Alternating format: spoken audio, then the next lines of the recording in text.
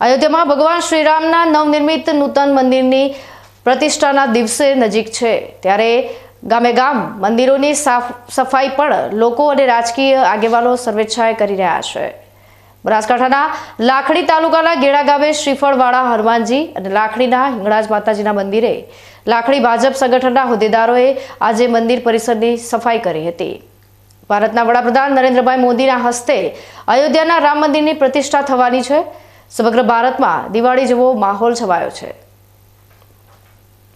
ત્યારે ગામે ગામ દિવાળી ઉજવાય અને ગામે ગામના મંદિરો અને ઘરોમાં દીવા થાય એવી અપેક્ષા ભારતના વડાપ્રધાને દેશવાસીઓ પાસે રાખે છે। ત્યારે સમગ્ર દેશમાં મંદિરોની સફાઈ પણ પ્રજાજનો ઉત્સાહથી કરી રહ્યા છે।